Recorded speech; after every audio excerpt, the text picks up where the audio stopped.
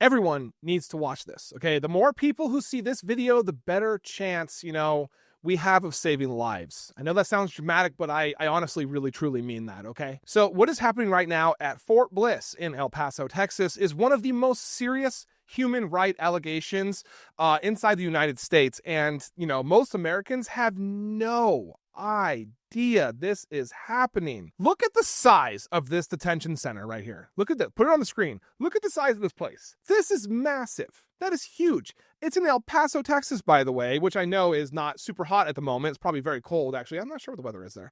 But these people are living in tents in El Paso, Texas, on an active military base, by the way. Fort Bliss is now the largest immigration detention facility in the country. About 3,000 people are being held there by U.S. Immigration and Customs at this moment. And they're inside tent structures, like I said, on an active military base. That's crazy. So this facility costs taxpayers about $1.2 billion. So thank you for paying for your taxes, I guess. Why is our tax money going to this? It blows my mind. It has been open only a few months now, and already the allegations are staggering. This is another instance in the video where I want to warn you of a possible trigger warning, okay, because of the things that are happening to people, including young males in these facilities in America. According to a former letter sent to ICE by human rights organizations, including the American Civil Liberties Union, interviews with more than 45 detained people describing a pattern of abuse. Okay, and this is the kind of abuse that we're talking about, all right? Physical beatings, sexual assault, and in case I don't bring it up later, sexual assault while being restrained in cuffs, denial of medical care, food shortages, and removal to countries that they have no ties to. One of those accounts comes from a teenager who was using a fake name, by the way, just for their safety. He says that officers beat him so severely that he had to be hospitalized. He reports broken teeth, lasting damage to his hearing, and being sexually assaulted while restrained. This is not an isolated incident. Multiple detainees report similar violence, including while they were already restrained or after asking for medical help. Medical negligence is, at the center of these allegations. People with diabetes, high blood pressure, and prior strokes are saying that they went days or weeks without their prescribed medication that keeps them alive. They report medical requests being ignored until someone collapses.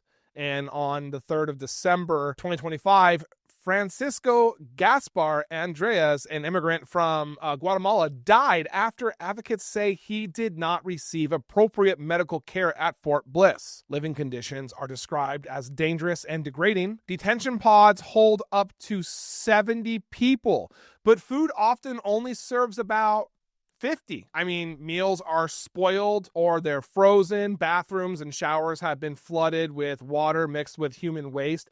Basic hygiene supplies are scarce. This facility has already logged dozens of violations of federal detention standards, and that really matters, guys. This matters because Fort Bliss is just one facility. And guess what? The Trump administration is literally getting plans ready for 8 more of these, and they are planning to hold and house 80,000 plus immigrants in those types of facilities, which means mirroring possibly these types of, allegations and way of them living, which is horrible. So under the Trump administration, this is a new strategy. Using U.S. military immigration detention. Advocates warn that this could become the model of a nationwide concentration camp building. Basically is what it sounds like. And I want to be very clear. I will be personally speaking with someone at the ACLU to get more verified details. And I'm asking you guys if after I have that conversation, from what I understand, it's pretty high up at the ACLU. Would you like me to do a second video on this to update you on actual allegations and things that I'm allowed to discuss publicly based off of that phone call? If you would, please put it in the comments. Otherwise, please make sure you tell people about this. We need to have this.